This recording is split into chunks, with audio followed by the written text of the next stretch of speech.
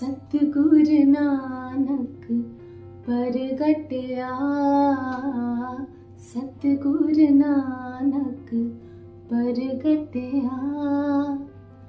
मिट्टी तुंद जग चानन होवा, मिट्टी तुंद जग चानन होवा। सतगुरु नानक परगटया, सतगुरु नानक परगटया। इसका अर्थ ये है कि श्री गुरु नानक जी के दर्शन होते ही सारी धुंध छट जाती है और रोशनी फैल जाती है। ठीक उसी तरह जिस तरह से सूर्योदय होते ही अंधेरा दूर हो जाता है। भारत विविधताओं का देश है। यहाँ हिंदू, मुस्लिम, सिख, ईसाई आदि कई सारे धर्म के लोग एक साथ मिलजुल कर रहते हैं, एक दूसरे से प्यार करते हैं, उनका सम्मान करते हैं और इसीलिए हमारे अनोखे से भारत देश की अनेकता में भी एकता है। इस बार गुरपुरब यानी कि गुरु नानक जयंती के अवसर पर सोनालिका ई गुरुकुल आप सब के लिए सिखों के पहले गुरु श्री गुरु नानक देव जी की एक कहानी लेकर आए हैं। गुरु नानक देव जी सिख धर्म के संस्थापक थे। इनका जन्म 1469 में तलवंडी नाम के एक गांव में हुआ था, जो कि अब पाकिस्तान में है। इनके पिता थे मेहता कालू जी और माँ थी माता तृप्ता देवी जी, और इनकी एक बड़ी बहन भी थी नानकी, जिनके साथ इनका बचपन बहुत खुशहाली से बीता। नानक जी बचपन से ही बड़े ही उदार और दयालु थे। इनसे किसी का दुख या तकलीफ नहीं देखी जाती थी।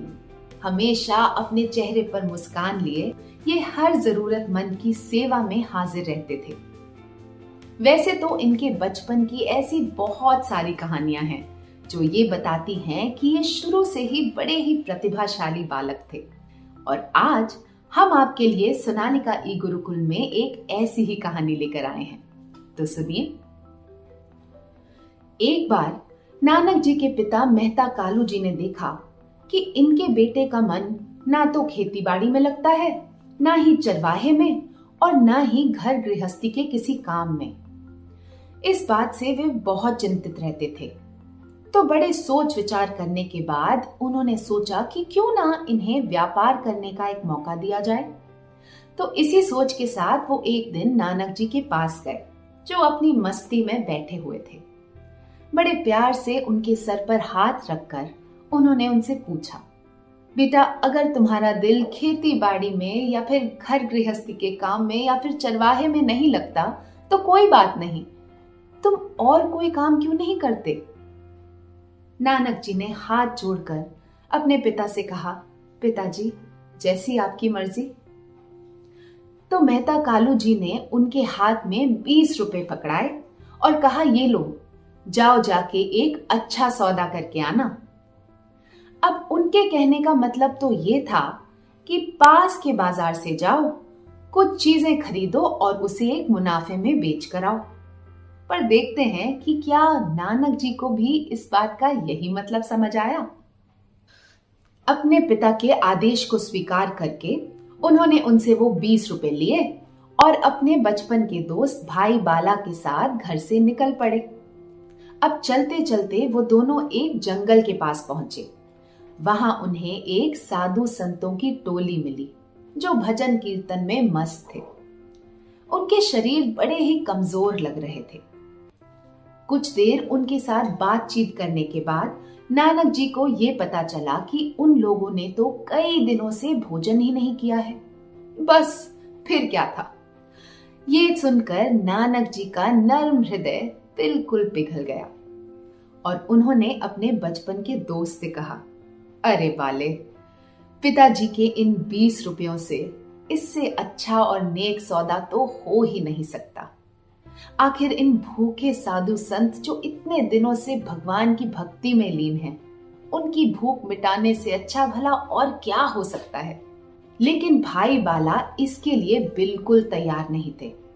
वे कालू जी के गुस्से से बहुत डरते थे। उन्होंने नानक जी को समझाने की बहुत कोशिश की।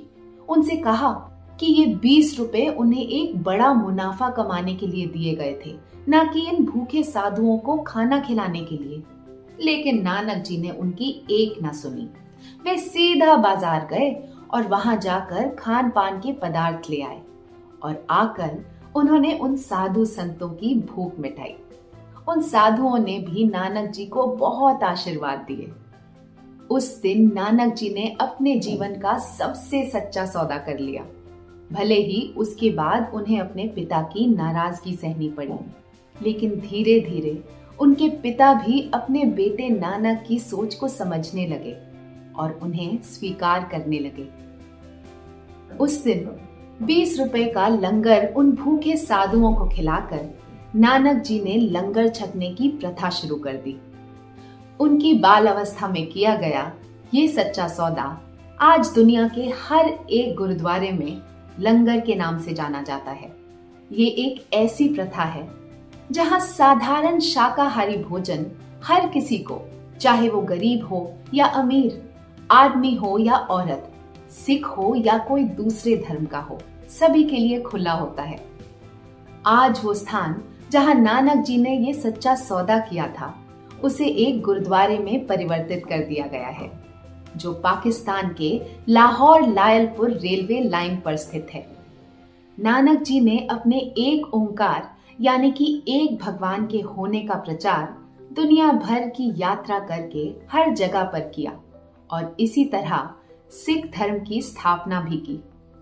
प्यार से लोग उन्हें बाबा नानक या फिर गुरु नानक बुलाने लगे।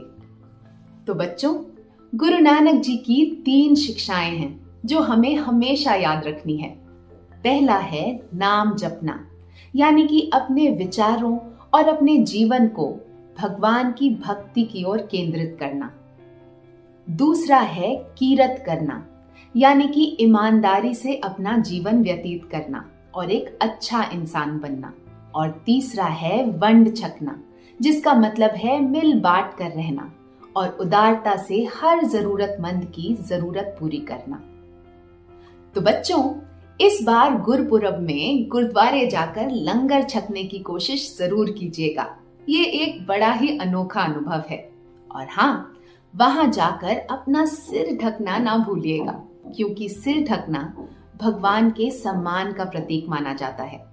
और वहां जाकर आप ये भी देखेंगे कि कैसे लंगर खाने वाले लोग हर एक निवाले का शुक्रिया अदा करके उसे अपने मुंह में डालते हैं। आप सब नू गुरपुरब दियां लख लख बधाइयां। हैप्पी गुरपुरब।